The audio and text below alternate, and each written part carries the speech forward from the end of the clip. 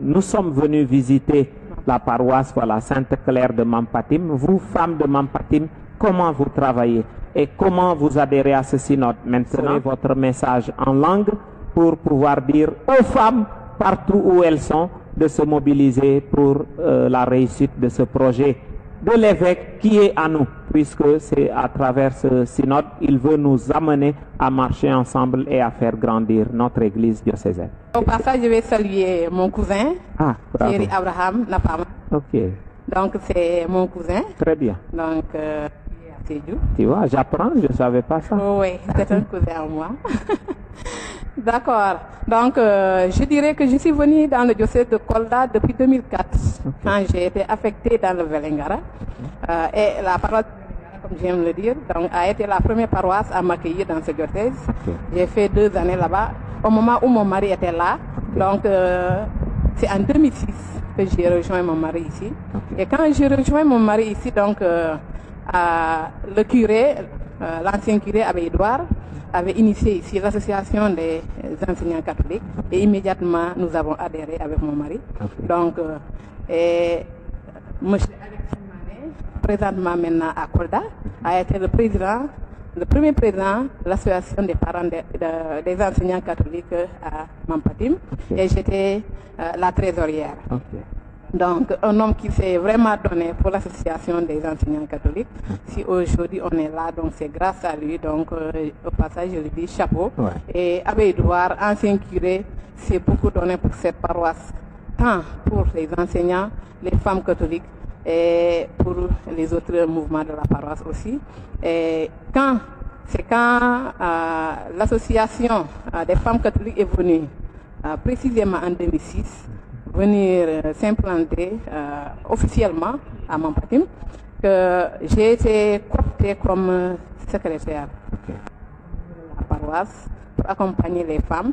Et la première sœur conseillère qui accompagnait les femmes, c'était la sœur Fincias, la sœur Piaris. Et c'est après son départ que la sœur Chantal a pris la relève. Donc, et nous avons travaillé et ici à Mampatim. Je peux dire que chaque samedi, les femmes se retrouvent. Donc, nous avons le volet de la prière, liturgie. Et chaque samedi, donc, on se charge de leur expliquer l'évangile du dimanche, le lendemain. Donc, mais on le fait le samedi à travers des images. Pourquoi? Parce que la majeure partie ici n'est pas allée à l'école. Donc, c'était très compliqué. Voilà, c'était le moyen par lequel on parvenait à leur faire au moins le briefing de ce qui va se passer demain. Et c'est ce qui motivait les femmes même à venir le lendemain dimanche. Et quand parfois d'autres qui sortent, ils me disent, Madame Malo, c'est ce que vous nous avez dit hier. Donc c'est ce qu'on a dit aujourd'hui. Donc, et les femmes aussi, donc il y a le côté génératrice de revenus. Donc les femmes ont acheté des produits pour pouvoir alimenter la caisse. Il y avait des cotisations, mais sachant que il y a la couche très vulnérable ici, finalement, ça a posé des problèmes, mais on continue les activités. Donc, et nous avons les célèbres qui sont là. Il y a Koutiake, Mampatim Sintian, Dabo, Bagadaye, Kampisa, etc., etc. Il y a Lengeje. Donc, on se donne, bien vrai que c'est très difficile, mais on essaie, par les moyens de bord, de pouvoir joindre ces femmes pour pouvoir leur parler, pour leur dire au moins qu'est-ce que cela veut dire être une femme catholique au sein de sa paroisse. Et ce que je dirais que les femmes catholiques sont très engagées du côté organisationnel ici. Quand il y a un événement, vraiment, elles sont là. Maintenant, le problème, c'est que c'est la prise de décision. Oui, quand on convoque une réunion, la majeure partie, c'est comme si on fuit. Donc, on ne voudrait pas être là parce qu'on se dit que moi, je ne pourrais rien dire là-bas parce que elles sont hésitantes. Donc, quand vous êtes devant, donc elles croient que c'est vous qui connaissez tout. Mais on essaie par nos moyens de les sensibiliser. Et aussi, il y a on visite, si on a le temps, on va à la visite de ces CEB. On a initié ici aussi un carnaval de Mardi Gras qui est vraiment réussi. Cette année, on n'a pas pu faire, mais les gens vraiment nous ont réclamé ça. Et les femmes aussi se sont engagées à accompagner le CVAV, à être les marraines des enfants CVAV. C'est-à-dire que nous sommes mères Donc nous sommes sensibles aux différents problèmes que vivent les enfants. Donc on s'est engagé à les accompagner. Et aussi du côté social aussi, les femmes catholiques à Mampatim sont très à l'aise. Oui, du côté social, quand il y a quelque chose ici, un événement heureux comme malheureux, les femmes sont vraiment présentes et elles apportent leur aide au sein de la communauté musulmane. Au niveau de la mairie, on s'est battu pour que vraiment tout ce qui se fait là-bas, que nous aussi on puisse être impliqués. Le défilé du 4 avril, l'année où Mampatim a organisé, nous étions là-bas pour faire le défilé. On était 5 et on avait porté notre petit saint. Mais je vous dis que nous avions gagné le défilé. Bravo. Parce qu'en partant, on avait amené Jésus-Christ avec nous. Amen. Donc c'est-à-dire qu'il faut oser devant les autres dire oui, je suis chrétien, donc c'est le témoignage, même si on ne parle pas, mais oser témoigner de Jésus-Christ. Ok. Et maintenant, la difficulté, c'est que les CEBO sont un peu distantes et la majeure partie, comme je l'ai dit, n'ont pas fait l'école. Et donc, elles hésitent. Donc, mais il faut un moteur qui soit là. Donc, on se donne beaucoup pour ça. Et on remercie notre père, Abbé Edouard, que j'aimais appeler le papa des femmes catholiques. La sœur Chantal qui s'est bien donnée avant qu'elle ne retourne sur Kolda. Actuellement, notre sœur conseillère, c'est la sœur Awa. Okay. Sœur Awa, oui, Data qui est là. Donc, elle aussi, bien qu'elle soit chargée, elle ne nous a pas laissé seuls. Donc, elle est là, oui. Et Mampatim aussi, la Mampatim, il n'y a pas longtemps, on a été à Papour. C'était pour aller rendre visite à notre ancien vicaire Abbé Timothée, qui aussi fait beaucoup donné pour nous.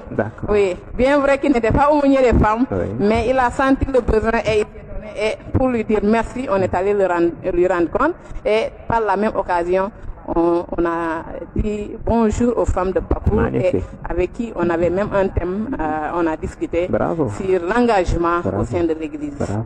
Voilà ce que je peux dire. Et en tant que témoin du Christ aussi, il y a de cela 3 ans, j'ai été choisie comme marraine des enfants lors de la semaine, l'ouverture de la semaine de la petite enfance à la case de tout petit. Donc, j'étais là-bas pour représenter les femmes catholiques. Oui, donc c'est ça. Et au sein de l'école, comme étant enseignante de profession, donc nous faisons notre mieux, nous les enseignants, et vraiment, nous avons un bon témoignage. Les gens nous disent vraiment, donc avec les chrétiens, vraiment, l'école va de l'avant. Donc là, ça nous rend vraiment ça vous rassure, heureux. Donc nous sommes tellement heureux de ça. Donc même les plus jeunes qui viennent suivent les pas des anciens. Donc c'est ça. Et donc, quelles sont les langues?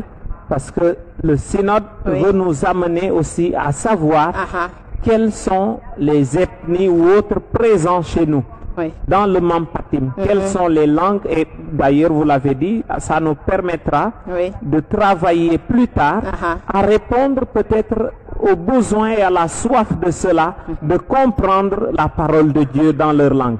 Donc, si nous ne savons pas qui est chez nous, je pense que le français, vous-même, vous l'avez vu, constitue un blocage. On n'arrive pas forcément à les faire comprendre. Donc, quelles sont les ethnies, peut-être dont nous avons parlé là, mais qui sont minoritaires et qui sont dans notre communauté catholique et qui auraient besoin, en tout cas, d'être mieux sensibilisés par rapport au synode. Donc, par rapport aux ethnies présentes ici, nous avons les Balantes, nous avons les Konyadi, nous avons les Bassari, et nous avons, je veux dire, Mankagne, mais on n'est pas nombreux, les Yola aussi ne sont pas nombreux. Nous avons la grande famille Serrère qui est là, enseignante, qui vraiment, quand elle est venue, elle s'est bien engagée pour la paroisse. Il y a aussi les peuples qui sont là, mon ami et frère, Nicolas Boiro qui est là. Donc on peut dire qu'il y a un melting pot d'ethnie ici.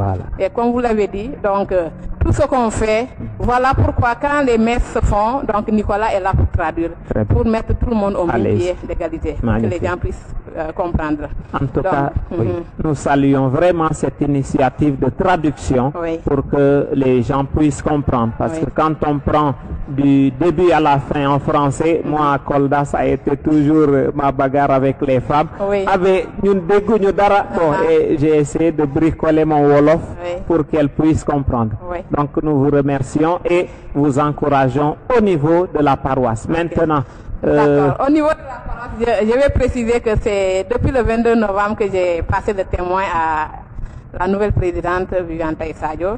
D'autant plus que depuis le 18 janvier 2020, je suis devenue présidente diocésaine des femmes.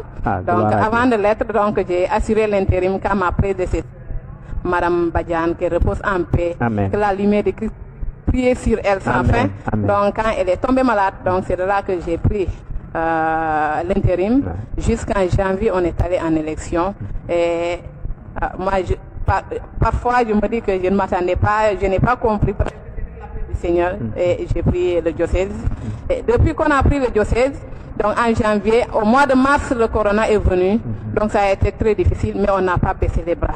On n'a pas baissé les bras parce que on avait un objectif à atteindre parce que ma prédécesseur se souciait de beaucoup de choses. Oui, la condition des prêtres, l'évêque. Donc comment est-ce que nous devrions grandir en tant que femmes catholiques au sein du diocèse? Et nous sommes là au service des prêtres. Je dis aux femmes, nous ne devons pas laisser nos prêtres porter des haillons, avoir faim. Vraiment, nous devons ouvrir les yeux et savoir les regarder et savoir. Les écouter. Parce qu'une mère, même quand son enfant ne parle pas, elle doit savoir de quoi est-ce qu'il a besoin. Oui. Voilà pourquoi j'aime appeler les jeunes prêtres là, les enfants des femmes catholiques. Bien sûr. Donc c'est ça. Bien sûr. Donc, et depuis lors, on s'est dit on a aussi ciblé quoi? C'est-à-dire que les paroisses les plus reculées, là où quand on appelle les réunions, les femmes ne sortent pas, on a ciblé ces paroisses pour aller voir comment est-ce qu'elles vivent. Très bien. Voilà pourquoi au mois passé, les 5 et 6 passés, on était à Pacour. Donc nous avons une association paroissiale qui vraiment a besoin du soutien. Exactement. Et quand on a été là-bas, donc elles étaient tellement contentes parce qu'on a aussi lancé une question. Qu'est-ce que être une femme catholique? Exactement. Pourquoi être une femme catholique? Qu'est-ce que être une femme catholique? Et nous avons eu des réponses là-bas. Et par manque de temps, je sais que les gens vont m'excuser, mais nous comptons prendre ces réponses, faire un petit document, envoyer ça au niveau des paroisses. Voilà. Oui. Et nous saluons aussi la bravoure de vous les prêtres qui ne nous ont pas laissés. Donc les prêtres ne ménagent aucun effort pour nous accompagner. Nous saluons vous-même, Abbé Alain, qui avait été directeur des œuvres, qui avait su nous tirer les oreilles. Nous remercions aussi notre actuel directeur des œuvres, Abbé Camille Hyssène aussi, vraiment dévoué à la cause des femmes. Notre aumônier Abbé Théodore Colli et tous les prêtres du diocèse et les sœurs qui vraiment prient pour nous, prient pour vraiment l'agrandissement de l'association de l'Union des femmes catholiques de Kolda. Voilà. Donc, et nous avons toujours dans nos prières porté l'âme de notre sœur Tassila, dont la disparition nous a vraiment touchés parce qu'on ne s'y attendait pas. Et on prie que le Seigneur puisse vraiment bénir sa famille et son mari, qui nous a toujours accueillis à bras ouverts chez lui. Amen. Oui. Voilà, en tout cas, nous sommes très heureux et je vous rafraîchis, vous le saviez, l'évêque compte beaucoup sur vous. Quand moi, en tout cas, il me nommait en 2010, son message c'était réorganise les femmes, il faut qu'elles soient debout parce qu'il venait d'une mission au Nigeria où il avait vu les femmes fortes.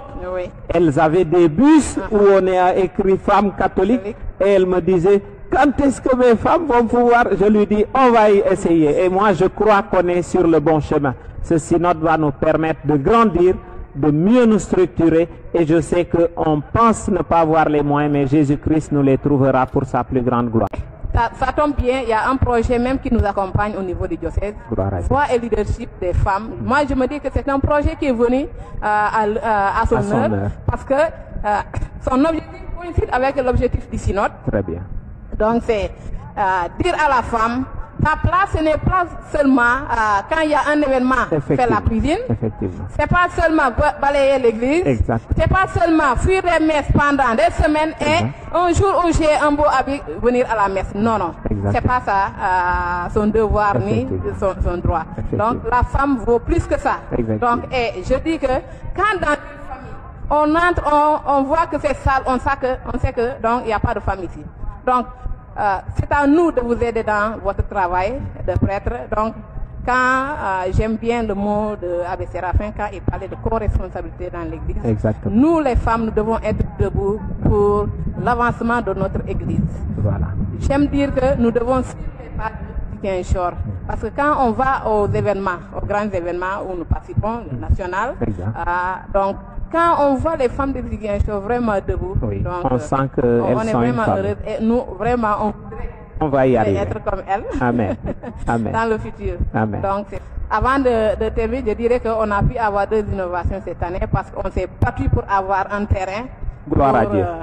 Peut-être que le Seigneur va nous donner un siège chez les femmes au niveau du diocèse. Amen. Et l'autre innovation aussi, c'est que le dimanche passé, on était en une formation sur les techniques de communication. Et à la fin de la journée du dimanche, on a ouvert une page Facebook. Bravo. Et les gens ont commencé à adhérer. Intervenir. Oui. Très bien. Vraiment aimé. Oui. D'accord. En langue, je suis mancagne. Mais je me dis que depuis que j'ai pris le diocèse, je suis sans domicile fixe. Je suis partout.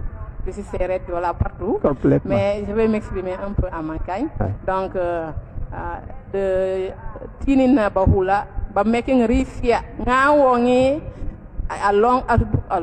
Un fait mon canat, Kalem papa, Risia, ni Jésus Christ.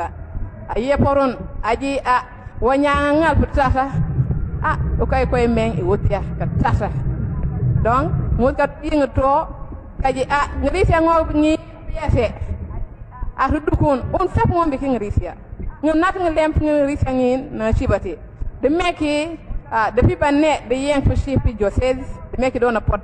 The Numa Sang Pibanyamba wake by Ilba not but Sang by Wakayan of Gati Kayanabi.